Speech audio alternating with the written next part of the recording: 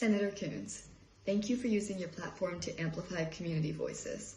I would like to take a minute to speak to my own community, the South Asian community, because I think we might need a bit of a history refresher.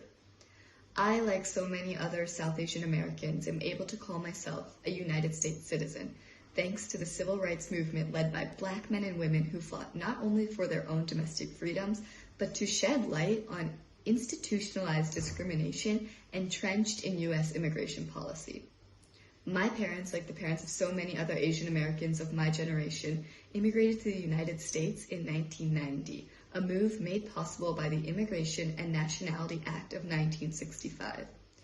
As South Asian Americans, we cannot trace our coming to America story only as far back as gives us credit for. Acknowledging that we had help along the way does not make our accomplishments any less admirable. We cannot forget that in 1911, the U.S. Immigration Commission deemed South Asians to be the least desirable group of immigrants to enter the United States thus far. We cannot forget that in 1917, the Asiatic Barred Zone worked to effectively exclude an estimated 500 million people in Asia.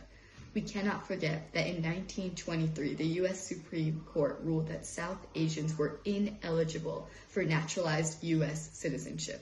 But mostly, we cannot forget that it was the 1965 Immigration and Nationality Act, inspired by the civil rights movement led by the Black community, that worked to abolish immigration quotas and make it illegal to discriminate on the basis of sex, race, place of origin, or place of residency when issuing immigration visas. We cannot forget that it is because of the civil rights movement that from 1980 to 2013, the Indian immigrant population in the United States doubled every decade. And in 2018, the U.S. population consisted of 5.4 million South Asians. The civil rights movement changed American society forever.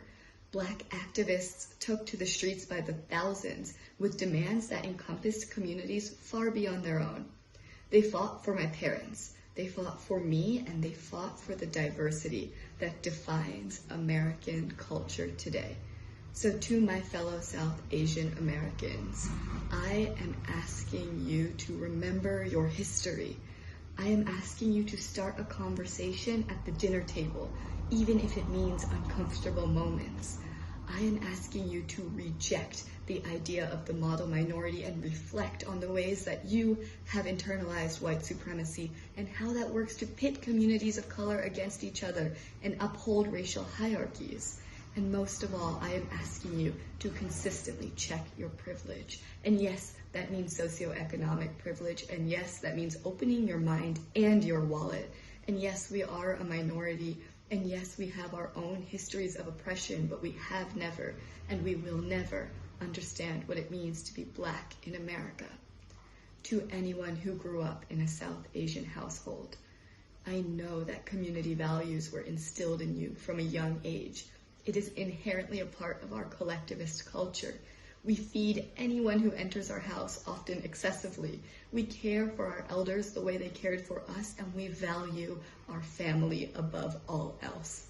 It is far time that we as a community understand that our family extends far beyond those who look like us.